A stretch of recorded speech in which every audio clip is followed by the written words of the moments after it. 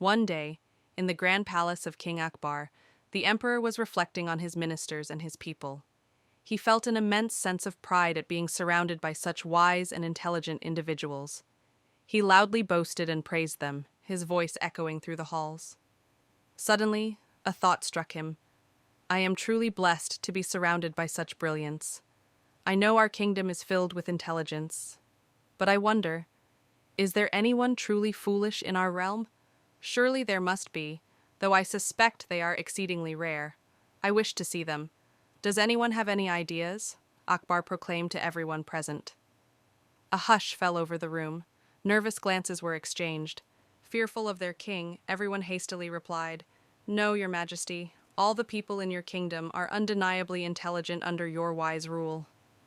Everyone, that is, except for Birbal, who remained thoughtfully silent. Akbar turned to him and asked, Birbal, why do you say nothing? Birbal calmly responded, I am simply considering, your majesty, that surely there must be some fools. Not only in our kingdom, but everywhere. The world wouldn't be as it is without them. Everyone else believes there are no fools in my kingdom except you, Akbar declared, his voice edged with annoyance. Very well then. Find 10 fools and present their names to me. You have 1 month to prove your point. With a respectful bow, Birbal set off on his unusual quest. Birbal began his search right outside the palace gates. He soon spotted a man approaching, sitting on a donkey, yet bizarrely carrying a large bundle of hay on his head. Birbal approached him and asked, Why are you carrying the hay on your head instead of having the donkey carry it? Surely the donkey could easily bear both you and the hay. The man replied earnestly, Because the donkey can only carry my weight. If I put the hay on him too, it will be far too much. Birbal chuckled to himself, Ah, my first fool, and promptly wrote down the man's name. The next day, Birbal continued his search on horseback. He came across a man lying on the ground with his arms held up in the air. Thinking the man might be ill, Birbal dismounted to help, but the man cried out, No! No! Don't touch my hands! Confused, Birbal asked why. The man explained, My wife told me to buy a pot exactly this size. If I move my hands, I'll lose the measurement. And if I get the wrong size pot, she'll scold me for the rest of my days.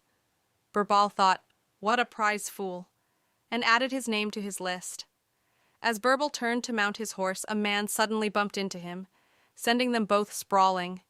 Hey, don't you have eyes? Birbal exclaimed. The man quickly stood up and shouted back, You've ruined it! Ruined what? Birbal asked. The man explained, I was chasing my voice to see how far it would carry. Now I have to start all over again. Birbal rolled his eyes and added yet another name to his growing list. Birbal journeyed to a nearby village.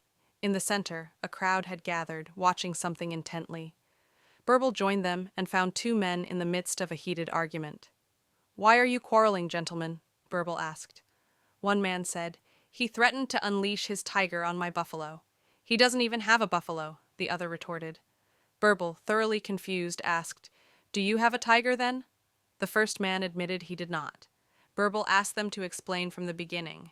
They admitted they were just imagining scenarios of what they'd wish for if granted a boon. One had said he'd ask for a buffalo for milk to sell, and the other joked he'd get a tiger to eat the buffalo. The argument escalated. A passerby carrying a pot of oil became so agitated by their foolish debate that he cried, If you think I'm a fool, then let this oil flow like water. He dropped the pot, spilling all the oil, then wailed, Oh, what have I done? Birbal realized the true folly and added all 3 to his list. Exhausted, Birbal decided to continue the search the next day. Returning home in the dark, illuminated only by the full moon, he noticed a man searching on the ground. The man said he'd lost his ring. Birbal offered to help, but asked where he'd lost it. Under that bush. The man pointed to a distant, dark bush. Then why are you searching here? Birbal asked. It's too dark there. It's much brighter here, the man explained. Birbal sighed and added another name. Further on, he saw another man searching under the moonlight. This one claimed to be looking for buried treasure he'd marked with a cloud. The cloud moved, so my treasure must be gone too, he cried. Speechless, Birbal added this 8th fool to his list. The next day, Birbal went to the palace. Akbar asked, "Have you forgotten your task?" Birbal bowed and said, "No, your majesty, I have completed it." He recounted his encounters, causing much laughter in the court. Akbar then noted, "But that's only 8 fools." Birbal replied, "The other 2 are here in the court." Shocked gasps filled the room. "You, your majesty," Birbal said to Akbar, "are the 9th fool for ordering me on such a quest, and I am the 10th fool for accepting it." Akbar was initially stunned, then realized the cleverness and humor of Birbal's response. He burst into laughter and praised Birbal's wit.